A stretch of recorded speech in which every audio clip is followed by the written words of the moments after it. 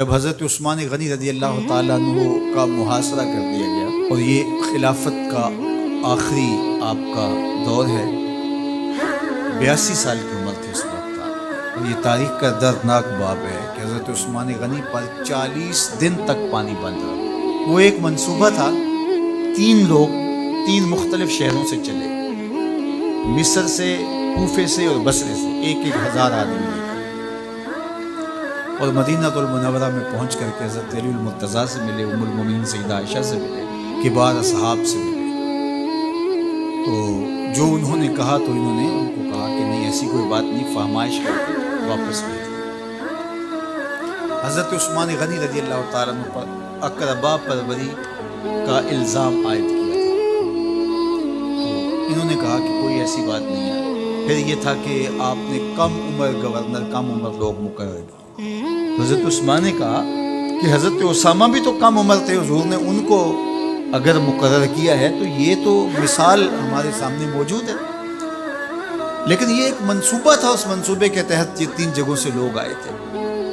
وہ 3 دن کی مسافت کے بعد پھر تینوں واپس آ گئے، تو یہ ایک سوالیہ نشان ہے کہ تینوں کیوں واپس آ گئے، کوئی ایک تو نہ آتا نا۔ یہ سب طے شدہ منصوبہ تھا، اور پھر انہوں نے مدینہ المنورہ کو گھیر لیا، اور جس طرح سے بلوائیوں نے حالات پیدا کر دیے۔ سید علی المرتضیٰ رضی اللہ تعالیٰ عنہ تو شہر مدینہ سے باہر تشریف لے گئے تھے، اور اپنے بیٹوں امام حسن اور امام حسین رضی اللہ تعالیٰ عنہ کو حضرت عثمان غنی کے دروازے پر مقرر کیا تھا کہ ان کو ضرر نہ پہنچنے دیں۔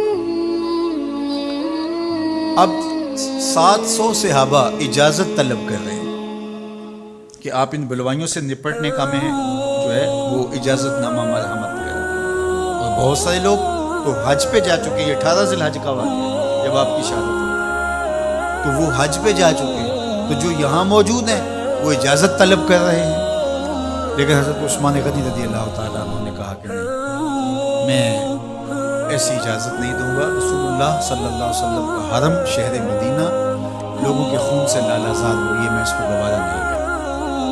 افواج موجود ہیں، اور دنیا کی تاریخ میں آپ کو ایسا نہیں ملے گا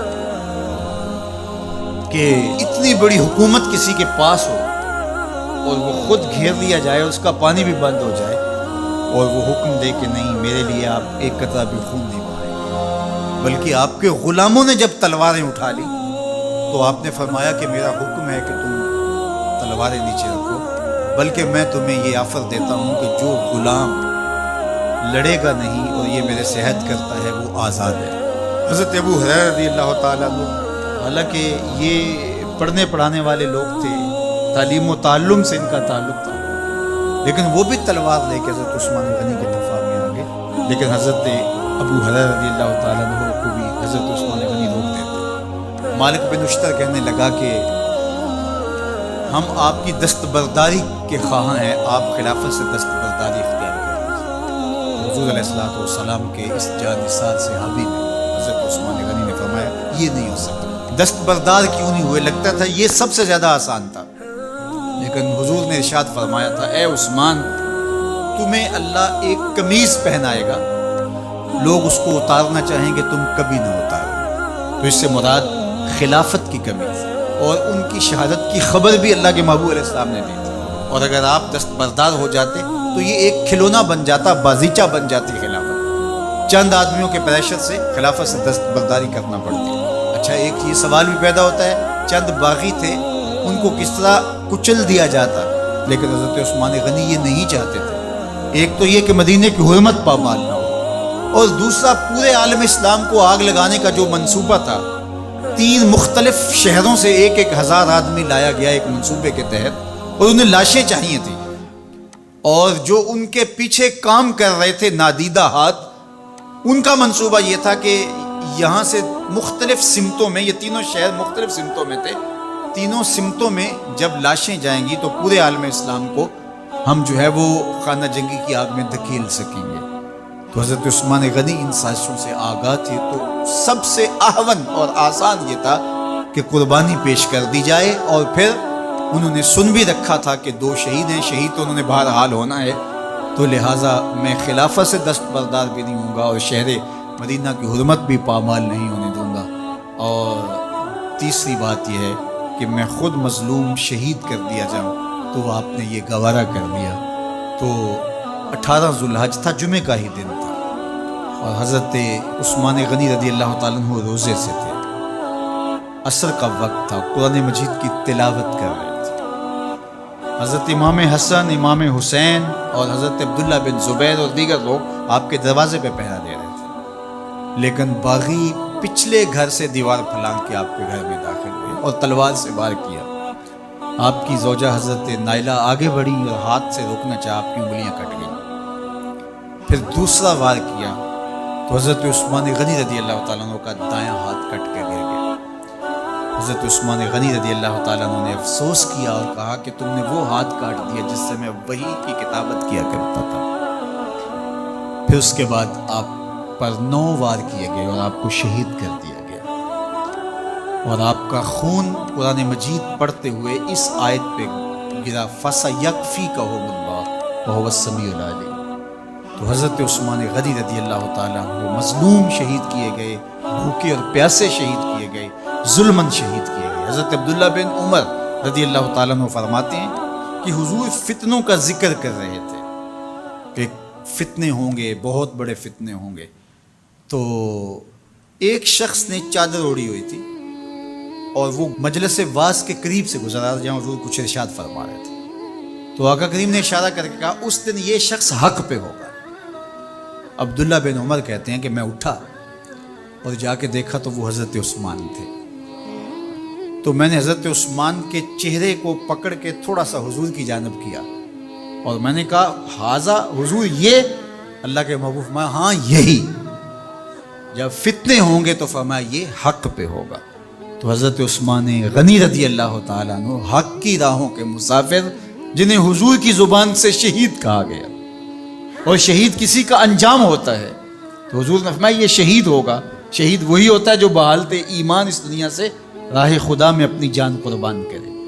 فرمایا فَإِنَّمَا عَلَيْكَ نَبِيٌّ وَصِدِّيقٌ وَشَهِيدَانٌ، اے پہاڑ رک جا، تو جانتا نہیں تیرے اوپر اللہ کا ایک نبی ہے، ایک صدیق ہے اور 2 شہید ہیں۔ تو حضرت عثمان غنی رضی اللہ تعالیٰ عنہ عظمتوں کے مینار، اللہ اکبر۔ تو یہ حضرت عثمان غنی رضی اللہ تعالیٰ عنہ کا یہ کارنامہ تھا کہ آپ نے اپنی جان پیش کر کے امت کو جو ہے وہ فتنوں سے محفوظ کر لیا اور امت کو بچا لیا۔ حضرت عثمان غنی رضی اللہ تعالیٰ عنہ پہ کروڑوں رحمتیں، کروڑوں سلام۔ ہم آپ کی عظمت کو سلام پیش کرتے ہیں، عقیدتوں کا خراج پیش کرتے ہیں۔ حضور کی خدمت میں ایک جنازہ لایا گیا اور حضور سے عرض کی گئی حضور اس شخص کا جنازہ پڑھا دیجئے، تو حضور نے انکار کر دیا، کہا میں جنازہ نہیں پڑھاؤں گا۔ تو صحابہ نے عرض کیا یا رسول اللہ، کبھی ماضی میں ایسا نہیں ہوا، جب بھی کوئی جنازہ لایا جاتا ہے تو آپ جنازہ پڑھا دیتے ہیں اور آپ نے آج انکار کر دیا ہے۔ تو فرمایا یہ شخص میرے عثمان سے بغض رکھتا تھا اور اس کو اللہ نے بھی اپنی رحمتوں سے محروم کر دیا ہے۔ حضور نے اس شخص کا جنازہ نہیں پڑھایا جو مبغض عثمان غنی رضی اللہ تعالی عنہ۔ تو اب آپ اندازہ کیجئے وہ کتنا بدبخت شخص ہے جو حضرت عثمان سے بغض اور دشمنی رکھتا ہے۔ حضرت عثمان غنی رضی اللہ تعالی عنہ سے اللہ کے محبوب علیہ السلام نے کتنی خوبصورت ارشاد فرمائی، میں اس سے حیا کیوں نہ کروں جس سے اللہ کے فرشتے بھی حیا کرتے ہیں۔ یعنی عثمان غنی وہ ہیں جس سے اللہ کے فرشتے بھی حیا کرتے ہیں، اور جو عثمان غنی کا حیا نہیں کرتا اس سے بڑا بے حیا کون ہو سکتا ہے۔ حاکم نے مستدرک کے اندر روایت ذکر کی ہے کہ بہت سارے صحابہ حضور کی بہت ساری خوبیوں کے مظہر تھے، اور سب سے زیادہ حضور کے خلق کے مشابہ حضرت عثمان غنی رضی اللہ تعالیٰ، اور خلق میں سب سے اونچا درجہ حیا کا ہوتا ہے۔ تو حضرت عثمان غنی رضی اللہ تعالیٰ عنہ حیا کے اس مقام پہ فائز المرام تھے جو انہی کا مقصوم تھا۔ اللہ ہمیں حضور کے اہل بیت، حضور کے اصحاب، بلکہ حضور کے در کی مٹی کی تعظیم بھی نصیب کرے۔ اقبال نے کہا تھا خاک طیبہ از دو عالم خوش ترست، آن خنک شہرے کے آنجا دل برست۔ ہمیں تو طیبہ کی مٹی بھی اچھی لگتی ہے اس لیے کہ وہاں محبوب جو رہتے ہیں۔ تو محبت تو اس چیز کی متقاضی ہوتی ہے، محبوب کی راہوں کو بھی سلامی پیش کی جائے۔ تو جو حضور علیہ السلام کے ساتھ منسوب اتنی وقی نسبتیں ہیں ان کا احترام کیوں نہیں کریں گے؟ تو حضرت عثمان غنی تو داماد رسول ہیں، حضرت عثمان غنی تو ذو النورین ہیں، حضرت عثمان غنی تو حضور علیہ الصلوۃ والسلام کے محبوب اور حضور علیہ الصلوۃ والسلام کے پیارے ہیں، ان کو جنت کی بشارت دی گئی ہے، عشرہ مبشرہ میں سے ہیں، 4 جلیل القدر خلفاء میں ان کا نام شامل ہے، اور پھر حضور کی 2 صاحبزادیاں ان کے نکاح میں آقا کریم نے ان کو شہید خود قرار دیا، اور میرے اور آپ کے آقا و مولا نے کہا آج کے بعد کوئی عمل عثمان کو نقصان نہیں دے گا، اور کہا عثمان سے میں حیا کیوں نہ کروں، اس سے اللہ کے فرشتے بھی حیا کر